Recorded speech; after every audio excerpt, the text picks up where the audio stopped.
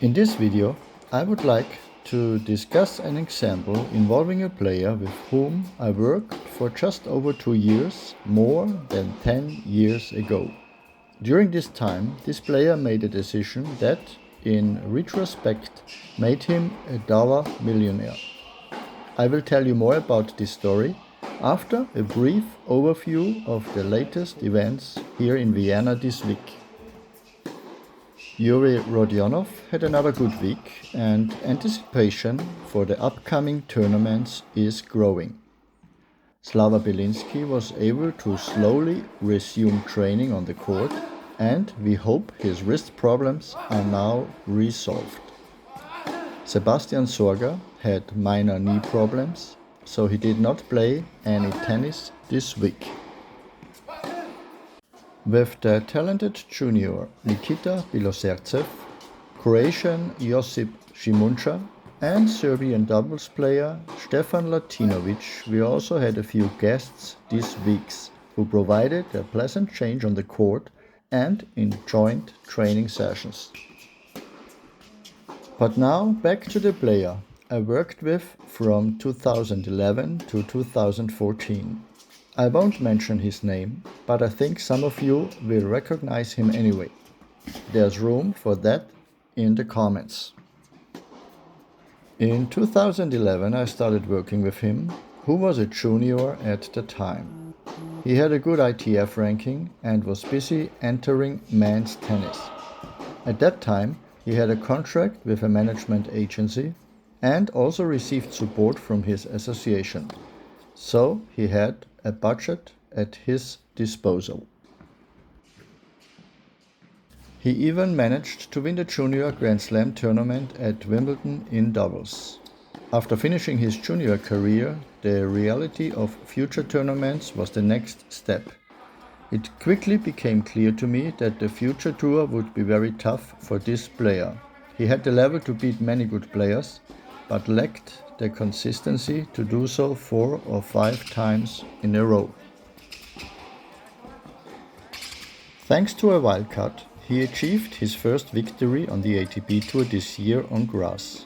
Unfortunately, he was unable to compete in the second round due to a back injury.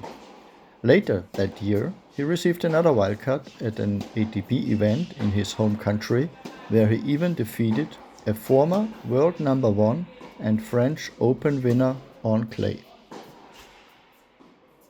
Together with a fellow countryman, he achieved another success this year by reaching the final of an ATP doubles event, also in his home country. In singles, there were various highlights that caused a few small jumps in the rankings, but there was still a lack of consistency in the futures, which meant the progress was slow. Due to this development, the contract was not renewed by the management agency the following year, and the grant from the association was also discontinued. Things went much better in doubles, and his ranking was good enough for challenger tournaments, but unfortunately not in singles. The player's family asked me for a meeting to discuss the future. There was no external funding available for the coming season, which meant that there was practically no money left. The player's father asked me for my assessment of the player's future career, and I gave him my honest opinion. In singles, I saw a chance of reaching the top 100 in the long term, but this would take years, and without financial resources, I saw little chance of this happening. In doubles, I was pretty sure that the player had a very good chance of reaching the top 20 in a relatively short time. Why was I so sure? In addition to his obvious strength in doubles play, one characteristic stood out for me: his joy and confidence in taking on the big points and playing them. In doubles, there are many more decisive situations and much less time to correct mistakes. And his ability to step up his game in important situations made a huge difference to me compared to most other players. However, the player was only just 20 years old at the time, and I was not aware that any player had ever focused on doubles so early on. After our conversation, the family discussed how to proceed and then decided to focus on doubles.